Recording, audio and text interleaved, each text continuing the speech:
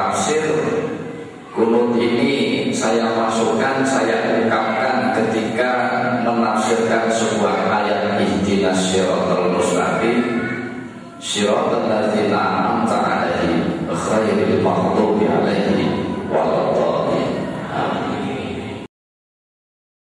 Karena dari Allahumma hdini fiman, inilah alladzina an'ama Allahu 'alaihim. Nah, kalau tidak mau kunut, ya mungkin tidak butuh hidayah, gitu saja, tidak usah apa-apa. Yang pokok orang kunut butuh hidayah, ya wis. Yang pokok kunut butuh hidayah, ya sudah. Dan menurut beberapa imam ahli tafsir, dalam menafsirkan kalimat ihdina atau Allahumma hdini, ini mencakup, meliputi pertolongan, barokah, dan lainnya.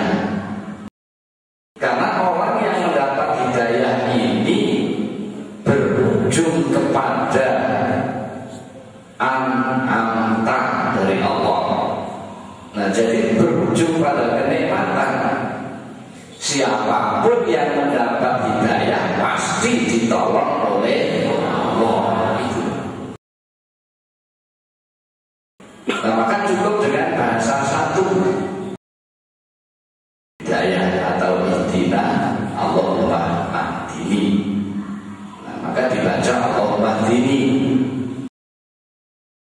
Nah, dari situlah awal sholat ini setiap rakaat Rasulullah dan juga Ummul Mukminin Khadijah Al-Mutahharah dan juga Ali bin Thalib, Abu Bakar Siddiq, ini semua melaksanakan kunut. Kenapa? Karena banyak resiko menghadapi hujatan ancaman yang cukup banyak ini. Kalau tidak mendapat pertolongan dari Allah Subhanahu wa Ta'ala, maka tidak mungkin kuat. Maka dalam baiat atau perguruan kesetiaan ini terpaku. Maka sholat berlanjut sehingga dapat ketentuan dan tuntunan, sehingga setelah peristiwa Isra dan Mi'raj untuk sholat ini berlaku. Kemudian dalam baiat dan perguruan yang berlaku sekalipun banyak pondok pesantren, banyak sekolahan, ini tanggung jawabnya terbatas. Setelah berguru mungkin sudah siap pengen menjadi guru. Ini perbedaannya. Kalau Islam tidak begitu. Jadi selama gurunya masih ada, ya tidak ada yang berani. Ini perbedaannya. Jadi kadang-kadang perkara tauhid dan keimanan disamakan dengan kehidupan kedunyaan. Nah, maka dari sekian tahun banyak yang lapor mengeluh bahwa saya ini nggak punya patokan, nggak punya pegangan hidup. Ya saya paling enak punya guru. Nah, dulu kok dulu. Ya mungkin karena pernah di pesantren, mungkin pernah sekolah. Karena urusan kiai di pesantren ini setelah pulang ya sudah, tidak berurusan lagi.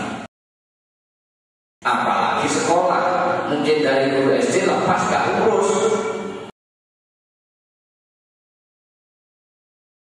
Mungkin kalau orangnya terus sekolah, gurunya guru SD jadi gurunya, akan berbalik.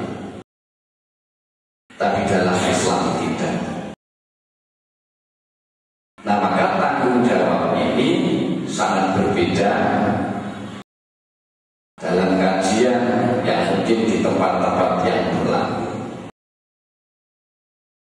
Jadi pada masa itu siapa yang berbaikat kepada Rasulullah, baik atau buruk ketika sudah asyhadu an la ilaha illallah wa asyhadu anna Muhammad, semuanya utuh. Jangankan hartanya, nyawa pun diserahkan untuk lillahi kalimatillah. Ini. Maka perkembangan Islam pada masa itu sehingga baiat berjalan, sehingga berlaku ikrar Aqabah 2 kali, dan terakhir baiat Syajaratul Ridwan. Dalam Islam paling berlaku berbaiat ini secara umum dari kalangan Jamiyah Thariqah Al-Muqtadarah. Itu pun khusus di bidang ini. Dan kadangkala mursyid pun tidak bertanggung jawab sampai akhir.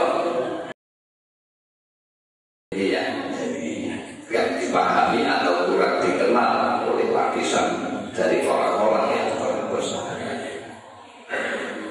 Nah, maka kalau sudah mengikuti jamaah taubat ini, jelasnya ya harus betul-betul bertaubat kepada Allah Subhanahu wa Ta'ala, berbenah diri baik dari akhlak, pekerjaan, dan juga yang lainnya, tentunya yang lebih khusus di bidang ibadah. Karena apa? Kalau tidak ada panutan, maka akan mudah berkembang. Jari wong Jawa, akeh wong ngaku bener. Tapi kalau ada guru, tidak, karena ada panutan. Bagaimana guru? Ya sudah, diam-diam. Tapi kalau enggak, ya sudah, karena punya drama. Ini yang hampir punah di sana.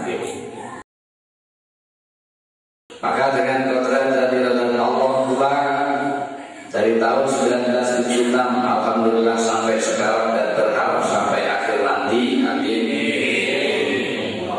Jadi jamaah taubat ini terus mendapat hidayah dari Allah Subhanahu wa Ta'ala. Kenapa demikian? Karena kalau nggak segera bertaubat akan muncul itu tadi dalam bahasa ringan, podo ngaku bener dhewe. Kalau sudah begitu yang berlaku berdebat, bertengkar, mencaci. Nah, maka sangatlah tidak mudah mencari guru. Nah, maka sebagai wacana, gambaran, erang-erang istilah orang Jawa atau selayang pandang dalam bahasa umum soal guru, tanda orang alim, ini sudah saya tulis dalam Miftahul Huda jilid 2. Itu bisa dikaji. Jadi siapapun yang layak digurui, itulah yang digurui, dan gak tanggung-tanggung, artinya benar. Karena itulah sebagai sarana menghadap kepada Allah Subhanahu wa Ta'ala. Nah, maka dari hal-hal seperti ini, khususnya pada kegiatan Senin Kliwon, adalah sering mengingatkan dan teriring sejarah hal tersebut, supaya kita semua bisa betul-betul menikmati apa yang disebut hidayah dari Allah Subhanahu wa Ta'ala. Karena kalau tidak demikian mudah lupa. Mungkin ketika kena benturan, masalah, dihujat, dicaci, dituduh sesat, mundur. Nah, khususnya untuk jamaah taubat yang melewati saya atau di sini, ini punya patokan standar hukum. Nah, kalau menyesatkan berarti menyesatkan Al-Quran dan Al-Hadis. Itu. Jadi ada standar hukumnya. Nah, maka setiap lapangan mungkin mengungkap cuplikan sejarah yang mana mana sejarah tersebut juga menguatkan kita ini tetap bertahan di dalam taubat kita. Jare wong Jawa ben ora gampang kuman. Dan ajaran di sini pertama sebagai dasarnya dibuka ya dongeng, dalil dan doa. Sasarannya sadar, sabar dan syukur. Itu saja. Nah maka menghadapi hal-hal seperti ini, kalau nggak sadar, kalau nggak sabar, maka susah untuk bisa bersyukur kepada Allah. Nah maka di dalam kehidupan sehari-hari, bahwa Islam, khususnya pembawa Islam, ini diperintah untuk liutamimal makarimal akhlak.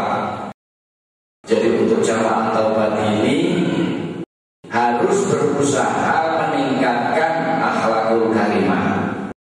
Dan kalau mungkin belum bisa, ya bermodal dia.